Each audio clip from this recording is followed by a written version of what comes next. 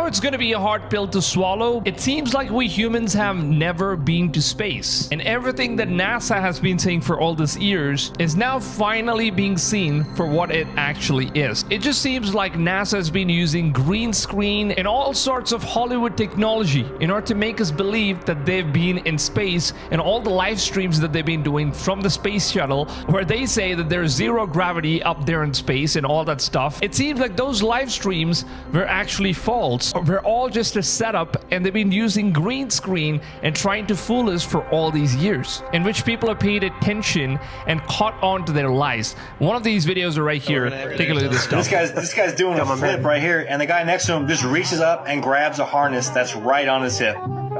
Look at that stuff. Do you actually see this? I want to zoom in for you guys. I gotta pause it real quick. I'm gonna pause it because look at that stuff. He's literally grabbing onto the harness because that's what's making him float. It's not gravity. It's not zero gravity out there in the space.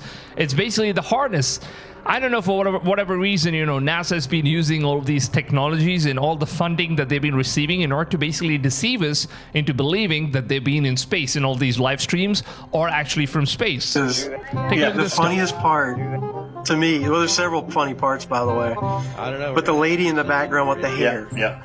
It's like, did someone not think that like we've got to make her hair look like that, right? It's got to be standing up. Yeah. Dude, it is hard as a rock. It's not moving. Yeah. You know, it's like this is something we must be in.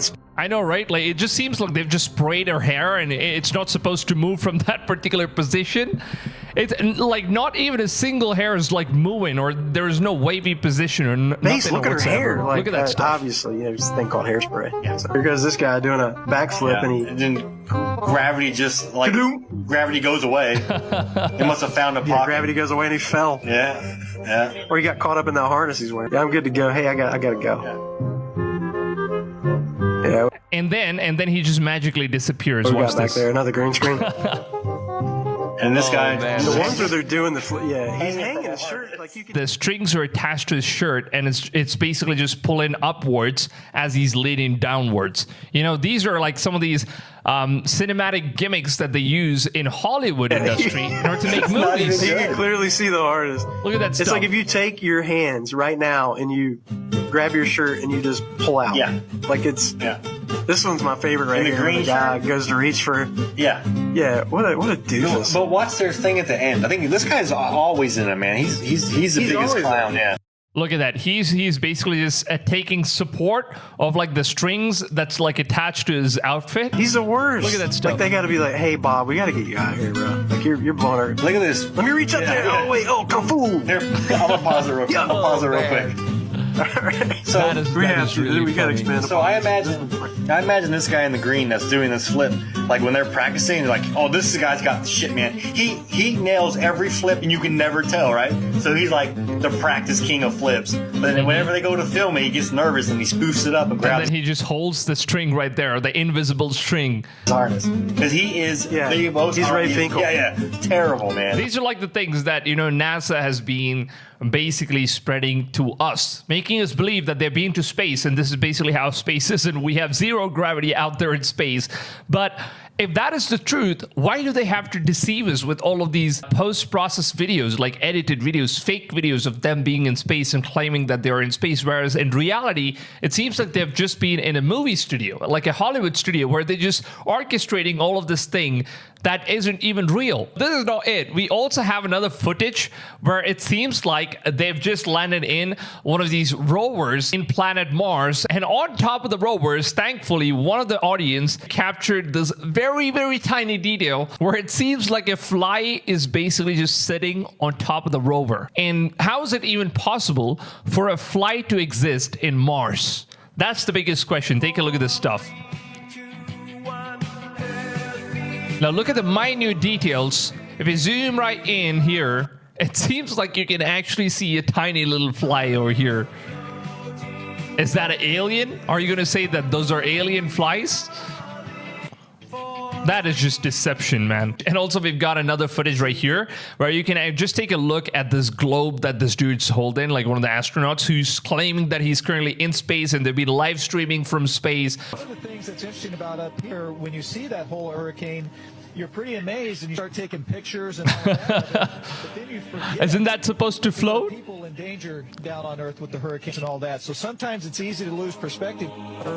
So if he's letting go of the globe, isn't it supposed to just go upward instead of downward? Like if they do claim that there is zero gravity, isn't it supposed to go up? Isn't it supposed to float up? See that whole hurricane, you're pretty amazed. But it just goes down. And the most funniest part of all is that NASA has been claiming that they've been to moon in 1971, and the footage that they actually have of them being in moon in 1971 is so far better than the footage that we have in 2025. Take a look at this stuff, man. Can you even believe they're literally driving a vehicle in moon? And in 2025, this is the best footage we've got of moon? How is that even possible? How is that even genuinely possible? How do they even create this stuff? Like, even if he's driving, who's the person who's taking the video of this stuff? We've also got another amazing exposure right here. Take a look at this stuff. You know what's really weird? When there are bubbles in outer space. So this is footage from the ISS. And again, once again, it looks weird because there are bubbles in outer space, which I didn't think there would be bubbles in this helmet. Fortunately for us, got a reflection of something pretty strange, and when you zoom in and look what it is, it's a man in scuba equipment, which is interesting. I mean, why would that ever be? Could they possibly be filming this inside of a pool? I wonder. Weird, right? With all this deception, who the heck really knows anyway? I do know, though, this is just for entertainment purposes. If you want more entertainment, just go. What if it's all just a deception where they're just shooting everything underwater? Because they have like the kind of funding, because it seems like they've been receiving billions of dollars every single year in order to fund NASA and all of their crazy exploration and stories. What if they're just using all of these things in order to just simply deceive us? Now, what's really amazing is that one of the reporters, he actually takes the Bible in his hand and asks every single astronaut that claim that they've been to the space and they've been to moon to basically just swear on the Bible and accept that they have actually been to the moon and it's not a lie. And none of the astronauts, and I mean absolutely none of them, are agreeing to swear on the Bible. They're just running away from the reporter, trying to just avoid the question entirely, and we don't even know why that is. Take a look at this footage right here. Moon, we're given the opportunity to swear to God that you walked on the moon. I'm going to give you the opportunity to get the hell knocked out of you if you don't leave me alone. It's just running. Look at that. So why don't you just put the end to the record in the argument and put your hand on the Bible, swear to God you walked on the moon. Mr. Cybro, knowing you, that's probably a fake Bible. Oh. You're talking to the wrong guy. Why don't you talk to the administrator Knowing you, I think it's probably a fake Bible is the only thing that he could answer. in NASA? We're passengers. We're guys going on a flight. I don't hit people, but you're going to be on the deck unless you get I had that. I appreciate it. Well, take your stuff and get the If you walked on the moon, Why would they not swear? That's the biggest point. Are they like really so afraid of God? To be honest, like they are just literally so scared. Like if these guys are lying to the entire humanity, what makes them think that they need to be scared or afraid of swearing on the Bible? So this means that they seem to know that God is real. They seem to know that everything that's outer space and the things that they've known for all these years, most probably it seems like they already know that everything that is in the Bible is actually the truth, and they're just too afraid to just take the swear an oath, and instead they just try to run away because it's very obvious that they obviously cannot say the truth and they can't even accept it, because if they do, then most probably their families and their own lives are going to be a threat, and someone who's been controlling the entire world is the person that's basically controlling everything, even NASA itself. And finally, someone had the courage in 2023 to take NASA to the court of law in order to expose them for all the editing and post-processing and all of those VFX that they've been using in order to make us believe that they've been in space. And this is the conversation that went on in the court. Good afternoon, Commissioners. Today I'd like to bring to your attention a potential fraud on an enormous scale happening in York County. There's now clear evidence of NASA using numerous methods to grossly mislead the public about astronauts being on the International Space Station. During interior ISS scenes from NASA's own live feed, the use of wires, harnesses, green screens, and virtual reality have been detected to achieve the appearance of a weightless environment. Examples of this include astronauts fading in and out of the screen, green screen glitches, grabbing objects that aren't really there, pulling on invisible wires, getting tangled in their harnesses, and even astronauts appearing out of thin air. Wow. This begs the obvious question. Up there, why are they using Hollywood techniques to fake the footage? Now, unfortunately, I can't show you these clips in here today, but I will be sending them to you. Outside the International Space Station, during spacewalks, air bubbles have been recorded on numerous occasions. Look at that stuff. Look at all of those bubbles. How is it possible for air bubbles to be present in the vacuum of space? I once questioned astronaut Scott Kelly about this phenomenon. His body language and answers only created more questions. In 2013, astronaut Luca Parmitano nearly drowned during a spacewalk when his helmet filled with water. This happened again just last year. Air bubbles, helmets filling with water, and drowning. Are they in space or are they underwater? Exactly. Now, what's really interesting is that they trained for spacewalks in an underwater pool with a complete ISS replica. Now, surely they aren't filming these spacewalks in an underwater pool and then editing. Look at that stuff. So this is how easy it is to like simply just manipulate us using the editing techniques. They can just simply remove the water and add in like a complete Earth behind and just make us believe that they're just working in space. Disappear if they're in space. Because that sure would be something, wouldn't it? And everybody would believe it because it's coming from NASA. And obviously, nobody just questions anything. It just seems like we just look at things that's being informed from NASA, from the government, and we just accept it. And we just think that is science. That is like the actual proof of life. And we don't really know anything apart from that. I'm calling on the Brevard County Commissioners to open a full investigation into NASA's fraudulent practices and use of taxpayer dollars. It costs NASA $3 billion per year to operate the ISS. And if they don't have a darn good explanation as to why they're faking these videos, I and the public would like a darn good explanation as to where our tax money is going. And if they are indeed faking the funk, it is our duty to expose and eliminate this fraudulent and astronomically wasteful ISS program. And look, I know what you're all thinking. The NASA is part of the federal government, and you're just county commissioners. Even if what I'm saying is true, what can you do? But let me remind you, not only is this happening in your county, as public officials, you have the platform and the ability to make a statement or hold a press conference, alerting the public, state, and federal authorities to investigate further. You have the power to start the conversation. Video evidence of everything I described today will be emailed to you all, and I truly hope we can get to the bottom of this. I look forward to the day that $3 billion annual budget is put towards our veterans, our homeless. Wow. $3 billion is the annual budget that they give to NASA. That's just insane. They could literally end world hunger with that kind of money. And they decide to just throw it all at NASA. And the only thing that these guys have been doing for all these years is basically just deceiving us. And what's interesting is that NASA actually says that there are hundreds and thousands of satellites that keep flying about in space, and you can basically look at all those satellites. I think this video actually shows us the proof of that stuff. So let's take a look at some of the most recent supposedly spacewalks from the ISS. And I want you to notice in the background of all these supposed spacewalk videos. Do you even think that this is real Earth? Can they not just fake it? It's just that easy. Where's all those 8,316 satellites in low Earth orbit with it at? You don't see them anywhere. Let's just have a look at some of these real quick. Now, if these spacewalks were real, you'd be looking at, what, almost 1/3 of the supposed spinning ball Earth right now. There's not a single, and I mean there's not a single satellites out there. You don't see no satellites Literally in none. this low Earth orbit with this supposed ISS. Oh, let me guess. They're all on the other side of the ball right now, right? They've always got some explanation, man. You can keep watching, but you're never going to find one in any of these NASA videos. And I'm just showing you a few. You could go on their website and look at all of them. Look at this right here. Where's all those satellites at? No, no satellites. Not a one floating around anywhere. There's supposed to be 8,316 of them supposedly be right here in this low Earth orbit with this ISS. Satellites in real time. And as you'll see here, they're telling us there's 13,000 satellites. It's like swarming with all of these satellites up here in real time, even giving you the names of them. Look at that. 13,000 satellites with all their names. Now check this out.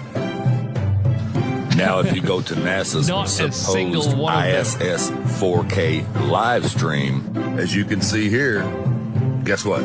No satellites. Let me know when you spot one. You won't. You know why? Because this is CGI and there are no satellites in space. None. Nada. So I was thinking about Disney. Thinking a lot about Disney. You ever think about the symbol of Disney World? What is that? What's that thing over the castle? What the hell is that? And I asked friends, what is that thing over Disney World? So I'm looking at this and I'm thinking, what is that? I'll tell you what that is. It's a dome. I was like, is it just that? No. Disney World is under a dome. And right now you got just trust me, right? Trust me for a little bit. Trust me for a little bit. Because right now you're thinking, oh, Big Bear, that's simply a rainbow, or maybe it's a fairy wings. That is a dome. And why does it matter? Why does that matter? Why does all this dome imagery matter?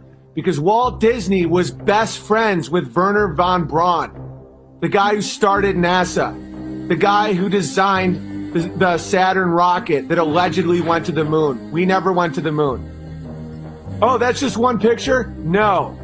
Walt Disney and Wernher von Braun were literally best friends. They worked together all the time. Why is that important? Oh, Wernher von Braun was a scientist who built the Saturn rocket that got us to the moon. On his tombstone, Wernher von Braun has one thing, Psalm 19:1. Well, what does that mean, Big Bear? I'll tell you. The heavens declare the glory of God, and the firmament showeth his handiwork. The firmament is a dome. That's interesting. How do people not find this interesting? The Disney symbol is the world under a dome. Disney was best friends with the guy who said, quote unquote, to get to the moon, we would need a rocket ship the size of the Empire State Building and then refuel. There was no way they were getting to the moon.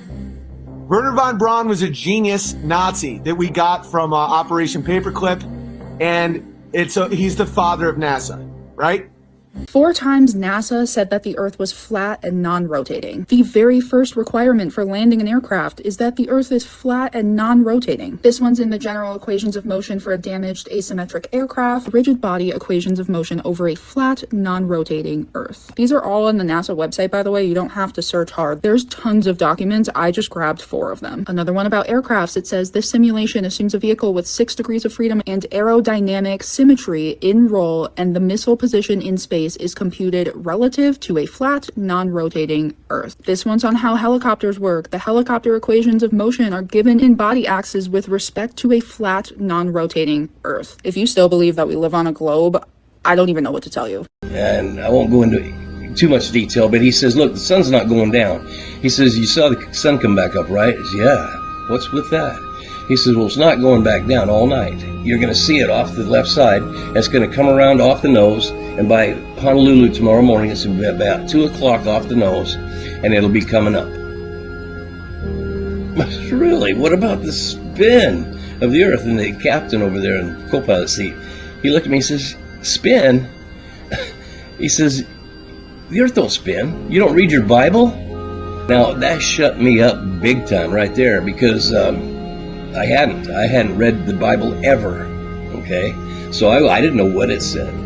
You know, don't you read your Bible? Okay, great. I got my work cut out for me. So we get to Honolulu, and, you know, the only thing that spun on me when we got to Honolulu was my head, because I saw the sun all night. It didn't go down. The Earth ain't spinning, and there's no curve. So I get out of the plane, and he says, oh, one more thing. He says, if the Earth is supposed to be round, like they say, okay, it's 8 inches per mile squared. That's the math on the curvature. Go find it. Look for it and go find it. The first thing I did was I got up the next day and I went out to the North Shore and I was looking for Kauai, because I'd seen it before. And there it is, Kauai, 108 miles away. It's 5,400 feet high, so it's above, well, first of all, it should be below about 400 feet below the horizon, okay? And I could see all the way to the beach on Kauai from 108 miles away. And so now here I am. You know, I'm a bona fide flat earther because I can't deny it. I can't deny it. Curvature while we were up there? Curvature, no. No, there's no curvature? It's just all flat. What's up, pilots? Is the Earth flat or round? Flat. Thanks. I'm with you. Curvature? No. Do you ever account for Coriolis or Earth spin? No. Do you ever see the Earth curving? No. Does water find its level? Yes. Does it always find its level? Yes. Okay, so water always finds its level. Does water conform to its container? Yes. So should we be dipping down the nose of the plane to compensate for the curvature, or do you guys just, or do you fly on over a flat plane? Well, we're about a millimeter of it over a bubbling bubble. We're not that high. 8 inches per mile squared is the official story of what the curvature drop should be. So a distance that far. We're round. We're a disc, aren't we? Round and flat. Yeah. Sorry. All right, but honestly, quite seriously, Yeah. we are, aren't we? Yeah.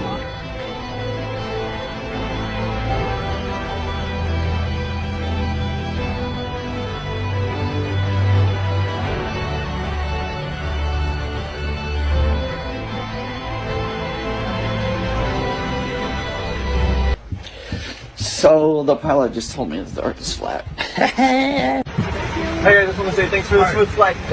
I did have one question. Is there like a specific angle of downward tilt you have to fly at? 3 degrees. 3 degrees for the curvature of the Earth? Oh, for the Earth? Because, No, we just fly over the troposphere. Really? Yeah. Do you have to keep like kind of going down because? No, we actually have to nose up. It flies. Yeah. 1,500 years ago, everybody knew the Earth was the center of the universe. 500 years ago, everybody knew the Earth was flat. And 15 minutes ago, you knew that people were alone on this planet. Imagine what you'll know tomorrow. Although we weren't able to shatter that highest, hardest glass ceiling this time, thanks to you, it's got about 18 million cracks in it.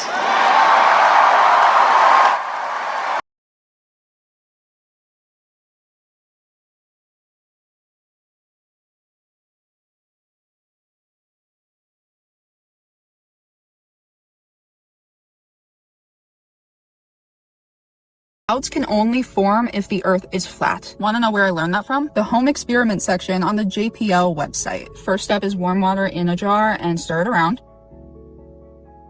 Then you light a match and drop it in the water. And you quickly place an ice-filled metal tray or hard plastic frozen ice pack on top of the jar. And here's where they directly talk about the firmament. Observe the inside of the jar carefully. A misty cloud should appear near the top of the jar. Why does this happen? The warm water vapor mixes with air and smoke particles. It rises inside the jar and then cools when it comes near the tray of ice. So of course, I wanted to do a dome type structure as my frozen lid instead of the flat one that they used. And would you look at that? Mine produces way more clouds than theirs does. They couldn't be talking about the sky. Could they? Because why would it need an icy lid to make a cloud? And here's the best part. Remove the metal tray or ice pack. What happens? The cloud disappears. It's almost like we'd have no atmosphere if Earth was really in a vacuum of space. The real deal. This exact process occurs naturally in our environment. Who knew? NASA and JPL told the truth, but they put it in a random kids project. I honestly never thought about this topic until I was randomly perusing their website. So, good stuff. I truly think that the reason we're seeing a flat earth awakening is because Jesus is coming back soon. It's God downloading this ancient knowledge into random people throughout the entire world. People start questioning things that haven't been questioned in at least 100 years. We're all waking up to the deception because flat earth consistently brings people straight to God. It's like a veil lifts off their eyes and they just get flooded with truth. I don't know how it works, but I've seen it work thousands of times. I know that it's happening.